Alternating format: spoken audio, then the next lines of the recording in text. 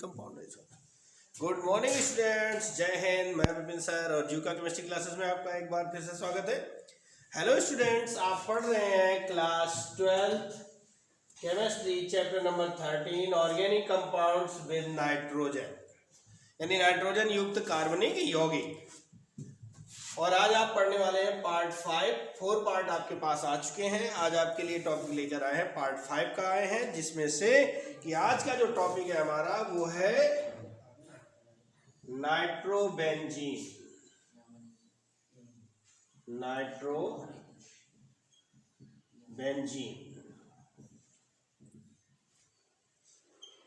आज का हमारा टॉपिक है नाइट्रोबेंजीन, ठीक है ना। तो आइए शुरू करते हैं। अणुसूत्र क्या होता है? C6H5NO2, ठीक है ना। अणुभार की बात करें तो कितना आएगा? इसका अणुभार होता है 123। संरचना सूत्र देखें अगर इसका,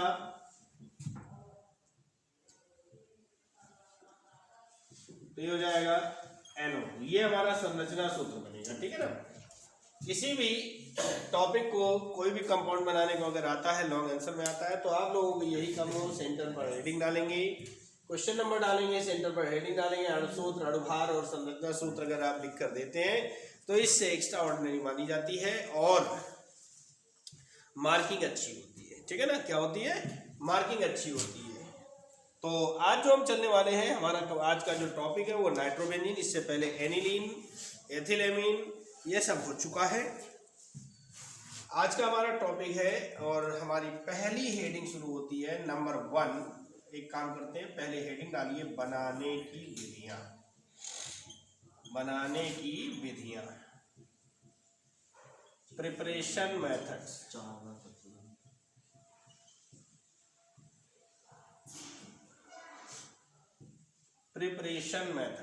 ये डालिए, ठीक है ना। प्रिपरेशन मेथड्स बनाने की विधियां में सबसे पहले पर चलते हैं लैब प्रोसेस,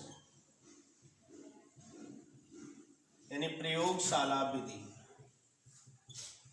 प्रयोगशाला में नाइट्रोबेंजीन को हम कैसे बना सकते हैं या कैसे बनाई जाती है प्रयोगशाला में नाइट्रोबेंजीन।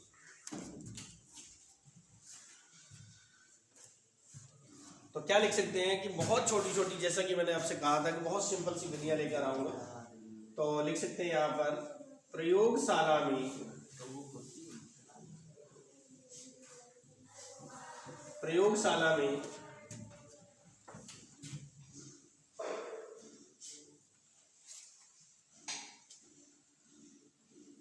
बेंजीन को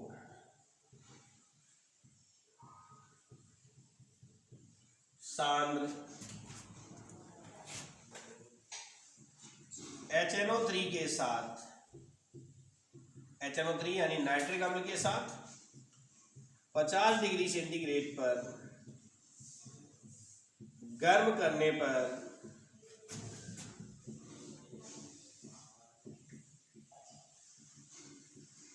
नाइट्रोबेंजीन प्राप्त होता है।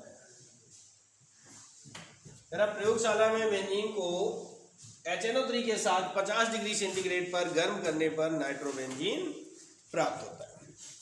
तो अब हमारा बेंजीन का सूत्र क्या होता है? C6H6 होता है। नाइट्रिक अम्ल का HNO3 होता है और इसको 50 डिग्री सेंटीग्रेड पर गर्म करना है, तो ये बन जाएगा क्या? C6H5NO2 plus H2O। ये हमें नाइट्रोबेंजीन प्राप्त हो जाता है। तो प्रयोगशाला में बेंजीन को सांद्र HNO3 के साथ 50 डिग्री सेंटीग्रेड पर गर्म करने पर नाइट्रोबेंजीन प्राप्त होती है। विधि नंबर 2 है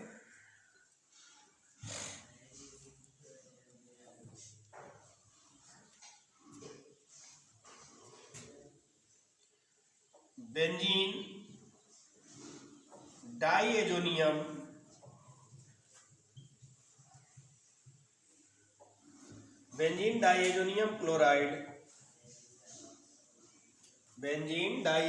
क्लोराइड को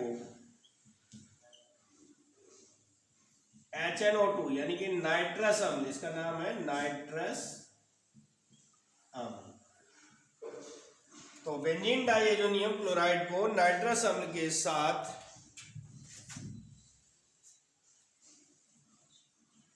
नाइट्रस अम्ल से क्रिया कराने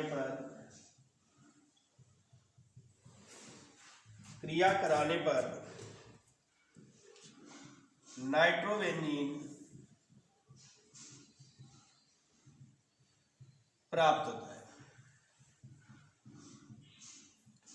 कह रहा बेंजीन डाइएजोनियम क्लोराइड को HNO2 से क्रिया कराने पर नाइट्रोबेंजीन प्राप्त होता है। C6H5N2 + Cl-, ये है बेंजीन डाइएजोनियम क्लोराइड। क्या है भैया? Benzene diazonium chloride. इसकी क्रिया नाइट्रस अम्ल HNO2 से कराते हैं तो बनता है C6H5NO2, C6H5NO2 प्लस N2 और प्लस HCl, ये हमें नाइट्रोबेंजीन प्राप्त हो जाता है।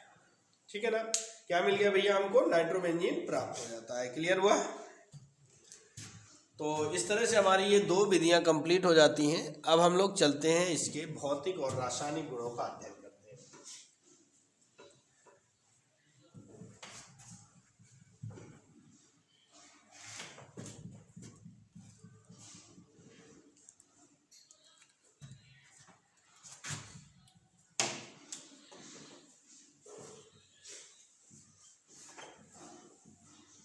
भौतिक गुण है नंबर 1,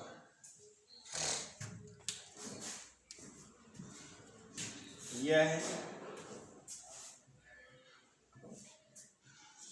हल्के पीले रंग का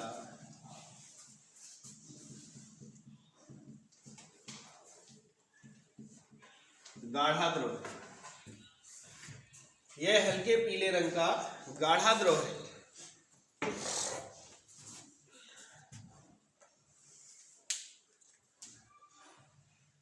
नंबर 2, एक तो क्या कह रहा है, हल्का होता है, हल्के पीले कलर का होता है, गाढ़ा होता है, यानी तेल के समान होता है।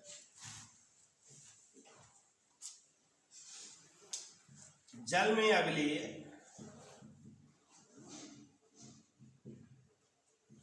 परंतु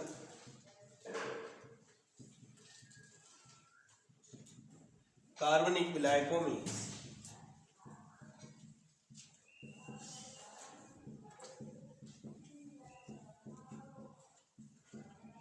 विलेय। जल में अविलेय, जल में नहीं घुलता, लेकिन कार्बनिक विलायक जैसे कि क्लोरोफॉर्म है, बेंजीन है, ईथर है, इन सब में घुल जाता है। ठीक है ना? तो जल में अविलेय परंतु कार्बनिक विलायकों में विलेय होता है। अब हम लोग चलेंगे इसके रासायनिक गुण में, केमिकल प्रॉपर्टीज।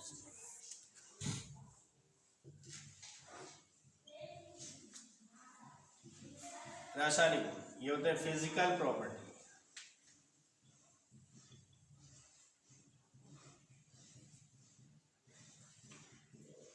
हम लोग चल रहे हैं केमिकल प्रॉपर्टी।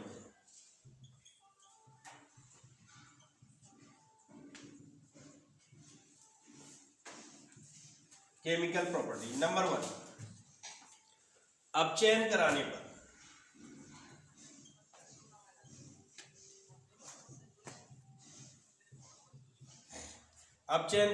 यानी नाइट्रस अम्ल का अगर हम अपचयन करवाते हैं तो हमारा एनिलीन बनता है। कैसे? देखिए, C6H5NO2 प्लस हाइड्रोजन। अपचयन हमेशा किससे होता है? हाइड्रोजन के साथ होगा।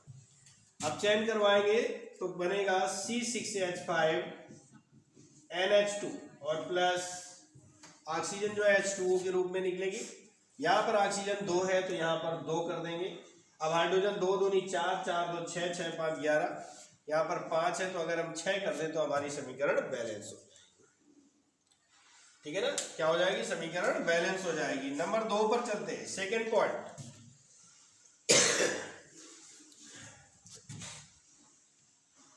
HNO2 से क्रिया, यानी नाइट्रस अम्ल से क्रिया करवाना है। नाइट्रस अम्ल से क्रिया होता है तो नाइट्रस अम्ल हमने आपको बताया कि मेटादैशिक होता है। क्या होता है? मेटादैशिक होता है, यानी कि बेंजीन रिंग, ये हमारा नाइट्रोबेंजीन है, प्लस HNO2 से अब क्रिया करवाएंगे क्या करवाएंगे, HNO2 से क्रिया करवाएंगे तो मेटा डाई नाइट्रोबेंजीन प्राप्त होगा, NO2 और NO2 प्लस H2 यानी हाइड्रोजन गैस प्राप्त हो जाएगी। तो ये क्या हुआ, ये मेटा पोजीशन पर है इसलिए कहेंगे मेटा, और NO2 के दो है तो मेटा डाई नाइट्रोबेंजीन प्राप्त होता है। ठीक है ना, क्या मिलता है, मेटा डाई नाइट्रोबेंजीन मिलता है। अब हम लोग चलते हैं अगले पर, तो इसके लिए हम साफ कर देते हैं, आपने नोट कर लिया होगा।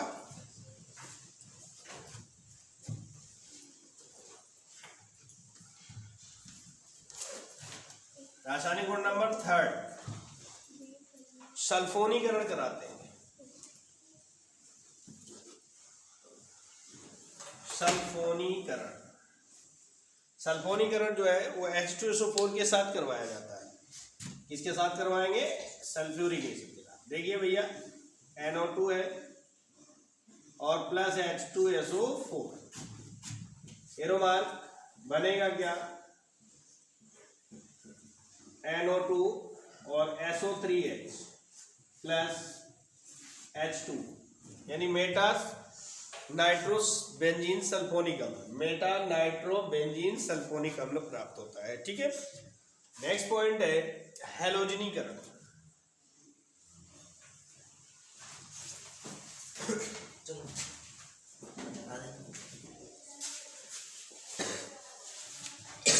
हैलोजनीकरण, अगर हम यहाँ पर हैलोजनीकरण करवाते हैं,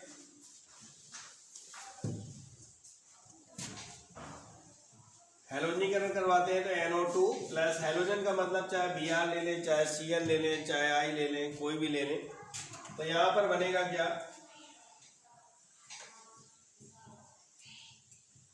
NO2 और Br प्लस HBr हो जाएगा, Meta bromo nitrobenzene, Meta bromo nitrobenzene ये प्राप्त हो जाएगा। ठीक है ना, तो ये थे इसके रासायनिक गुण। अब हम लोग चलते हैं उपयोग पर, इनका यूज कहाँ कहाँ पर करते हैं, किसका, नाइट्रोबेंजीन का यूज कहाँ कहाँ पर कर सकते हैं वो देखना है। तो ये तो रासायनिक गुण कंप्लीट होते हैं। अब हम लोग चलते हैं यूजेस में। तो यूजेस में नंबर 1 है एरोमेटिक यौगिक बनाने में, एरोमेटिक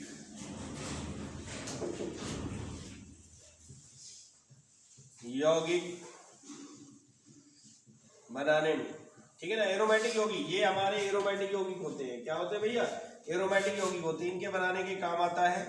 नंबर 2 पॉलिश बनाने में,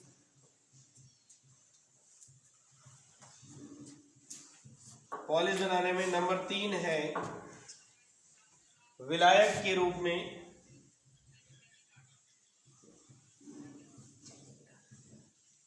विलायक के रूप में। और नंबर 4 है ऑक्सीकारक के रूप में,